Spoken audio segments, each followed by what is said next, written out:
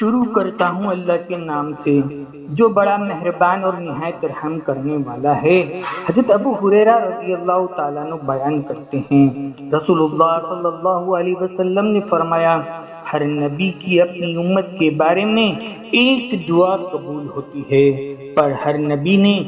دعا کرنے میں جلدی کی، اپنی اپنی دعا اللہ تعالیٰ سے مانگ لی، جبکہ میں نے اپنی دعا کو اپنی امت کی شفاعت کے لیے روزے قیامت کے لیے چھپا کر رکھا ہوا ہے، اور وہ شفاعت انشاءاللہ ہر اس شخص کو پہنچے گی جو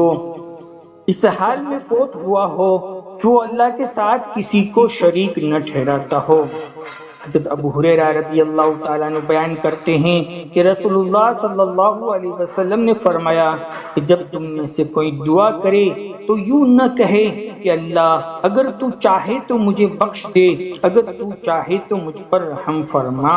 اگر تو چاہے تو مجھے رزق عطا فرما، بلکہ اسے چاہیے کہ پورے عزم اور یقین کے ساتھ دعا کرے، کیونکہ وہ جیسا چاہے کرتا ہے، اسے کوئی مجبور کرنے والا نہیں۔ ایک اور حدیث میں آیا، حضرت ابو ہریرہ رضی اللہ تعالیٰ عنہ بیان کرتے ہیں، رسول اللہ صلی اللہ علیہ وسلم نے فرمایا، جب تم میں سے کوئی دعا کرے تو یوں نہ کہے کہ اللہ اگر تو چاہے تو مجھے بخش دے، اگر تو چاہے تو مجھے رزق عطا کر،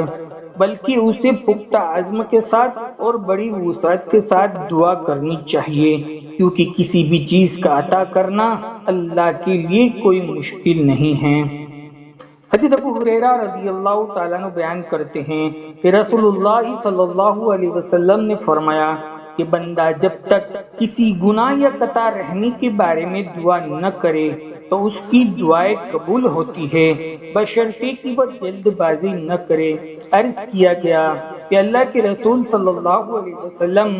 جلد بازی سے کیا مراد ہے؟ تو آپ صلی اللہ علیہ وسلم نے فرمایا کہ بندہ کہتا ہے کہ میں تو بہت دعائیں کر چکا ہوں لیکن میری کوئی دعا قبول ہی نہیں ہوتی، اس صورتحال میں وہ مایوس ہو جاتا ہے اور دعا کرنا چھوڑ دیتا ہے۔ حضرت ابو درداء رضی اللہ تعالیٰ عنہ بیان کرتے ہیں کہ رسول اللہ صلی اللہ علیہ وسلم نے فرمایا کہ جب کوئی مسلمان شخص کی اپنے مسلمان بھائی کے لیے وہ دعائیں قبول ہوتی ہے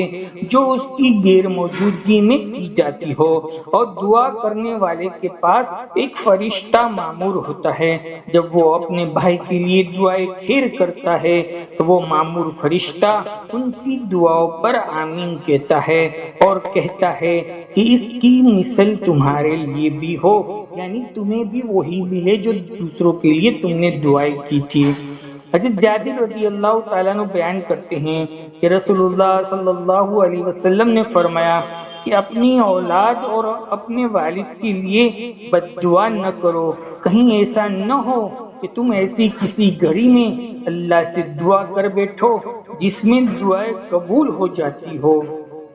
حضرت نعمان بن بشیر رضی اللہ تعالیٰ عنہ بیان کرتے ہیں کہ رسول اللہ صلی اللہ علیہ وسلم نے فرمایا کہ دعا ہی عبادت ہے۔ پھر آپ نے یہ آیت پڑھی، تمہارے رب نے فرمایا کہ مجھ سے دعائیں کرو، میں تمہاری دعائیں قبول کروں گا۔